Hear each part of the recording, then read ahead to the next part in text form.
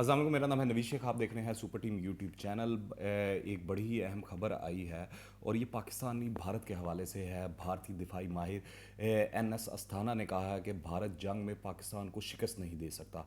पाकिस्तान या चीन में से किसी में भी जंग में जीत की भारत दरअसल ताकत ही नहीं रखता है। मैं आपको तफसील से बता देता हूँ इस हवाले से। ये उन्होंने अपनी नई किताब में इंकशाफ किया है कि एटमी पाकिस्तान की हार के ख्वाब गैर हकीकत पसंदाना है। इंतखाबी फ़वाद के लिए पाकिस्तान का नाम इस्तेमाल करना भारतीय कायदीन की आदत बन चुकी है।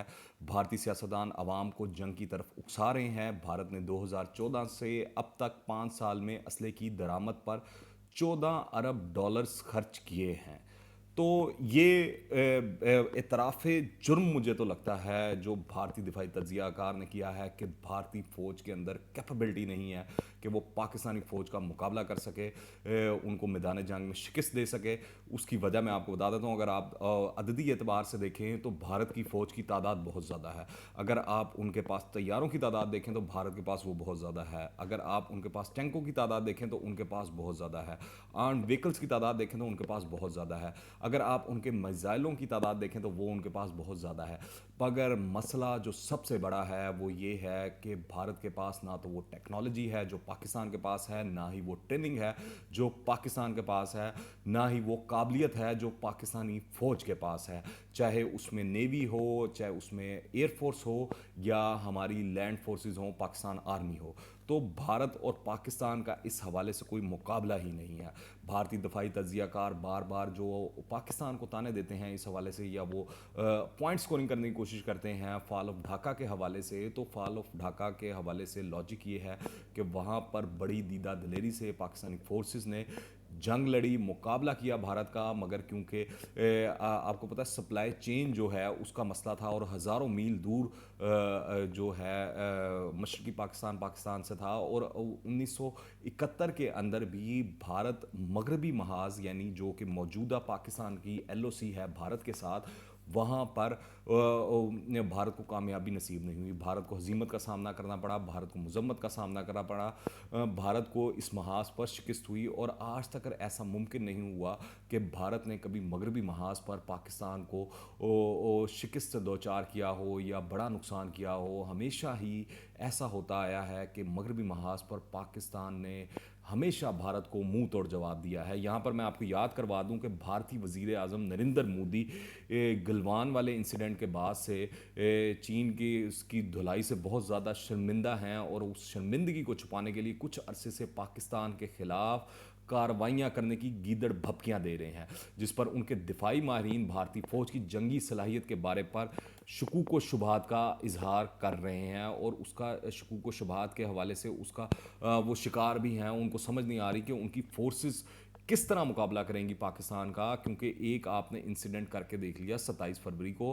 भारत को पता लग गया कि आप किसी सूरत पाकिस्तान का मुकाबला नहीं कर सकते और पाकिस्तान ने करके दिखाया, दुनिया के सामने साबित किया कि पाकिस्तान क्या कैपेबिलिटी रखता है, पाकिस्तान की क्या सलाहियत है और पाकिस्तान क्या कर सकता है। दूसरी जानिब पाकिस्तान मुसलसल अपना दिफा बेहतर बनाने में मसरूफ़ है। चीन के तामुन से तैयार करदा 14 डबल सीट तैयारे पाक फ़ज़ाइया के हवाले कर दिए गए हैं। पाक फ़ज़ाइया के ब्लॉक 3 तैयारों से मुतल्लिक कहा जा रहा है कि ये भारत के हाल ही में ख़रीदे गए राफ़ेल तैयारों से भी बेहतर है। साथ ही पाक बहरिया की 8 डिफेंस यूनिट्स ने ज़मीन से फ़िज़ा में मार करने वाले मिसाइलों की फायरिंग का भी कामयाब मुजाहरा किया है। शाहीन का बसेरा और मंजिल आसमान पर है। पाक फ़ज़ाइया के शाहीन हमारी फ़ज़ाई हदूद के निगहबान हैं और किसी भी मैली निगाह को उठने से पहले ख़त्म करने की सलाहियत भी रखते हैं। 27 फरवरी 2019 को पाक फ़ज़ाइया के शाहीनों ने वही तारीख रकम की थी जिसने भारत का गुरूर जो था वो खाक में मिला दिया था। भारतीय जंगी जहाज़ सुखोई 30 और MiG-21 तबाह हुए और इनका पायलट विंग कमांडर अभिनंदन जिंदा गिरफ्तार हुआ। पाक फ़ज़ाइया ने भारतीय एयरफोर्स की अददी बरतरी पर अपनी कामयाब हिकमत अमली से पानी फेर दिया था। अगर आपको याद हो, भारतीय हुकूमत ने बहुत वावेला शुरू कर दिया था कि इनके पास अगर राफेल होते तो ये नहीं होता, क्योंकि राफेल तैयारे کیونکہ رافیل طیارے آنے سے بھی کچھ تبدیل نہیں ہونا تھا۔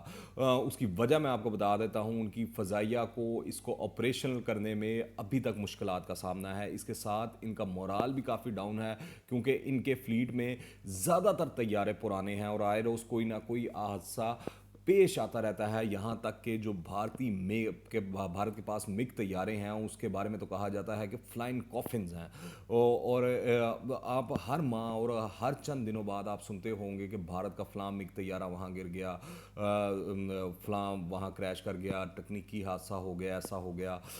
تو مگ کے بارے میں تو پوری دنیا جان چکی ہے، اور بھارتی فضائیہ کے بارے میں بھی پوری دنیا اس وقت جانتی ہے کہ اس کی کیپیسٹی کیا ہے، اس کی کیپیبلٹی کیا ہے۔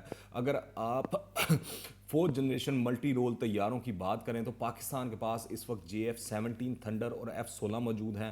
بھارت کے پاس MiG-29 میراج 2000 تیجاز اور رافیل موجود ہیں۔ اس کے ساتھ پاکستان کے پاس F-7P میراج 3 اور میراج 5 موجود ہیں، اور بھارت کے پاس MiG-21 ہے۔ تاہم مگ کے پے در پہ کریش اور 27 فروری 2019 میں عبرتناک شکست کے بعد بھارتی فضائیہ مگ کی صلاحیت کے حوالے سے خاصی مایوسی کا شکار نظر آتی ہے۔ اس بات کا کبھی امکان ہے کہ پاکستان جلد چین کے ساتھ J-10 کا معاہدہ کرے گا۔ اگر یہ طیارے پاکستان ایئر فورس کا حصہ بن گئے تو یہ رافیل سے بھی زیادہ جدید ٹیکنالوجی پر مشتمل ہیں، جو ملک کی دفاع کو ناقابل تسخیر بنا دیں گے۔ تو ویورز، یہ صورتحال ہے، کیونکہ اب بھارت کی دال نہیں گل رہی میدان جنگ میں، اور اس کو پتہ ہے کہ اس کا کس قوم سے اور کس قوم کے مضبوط اور قابل جوانوں سے مقابلہ ہے۔ تو میدان جنگ سے تو بھارت بھاگے گا ہی بھاگے گا، اور اس کے دفاعی تجزیہ کار یہ بات ماننا شروع ہو گئے ہیں، مگر اب بھارت نے اس کا راستہ دوسری جانب نکال لیا ہے۔ بھارت نے پاکستان کے خلاف سازشیں رچنا شروع کر دی ہیں، وہ چاہے یورپین یونین کی ڈسنفو لیب کی رپورٹ ہو، یا افغانستان کے حوالے سے بھارت کی شرارتیں ہوں خیبر پختونخوا میں یا بلوچستان میں یا ملک کے دیگر حصوں میں۔ ابھی جو ریسنٹلی پچھلے دنوں کچھ واقعات ہوئے ہیں، پاکستانی فورسز پر حملے ہوئے ہیں، اس کے اندر کلیئر کٹ رہا کا انوالومنٹ نظر آتی ہے۔ ہمارے وزیر اعظم عمران خان صاحب نے بھی اس حوالے سے اشارہ دیا۔ انہوں نے بتایا اس سے پہلے کراچی کے اندر کراچی اسٹاک ایکسچینج پر جو حملہ ہوا، اس کے تانے بانے بھی بھارت سے جا ملتے تھے۔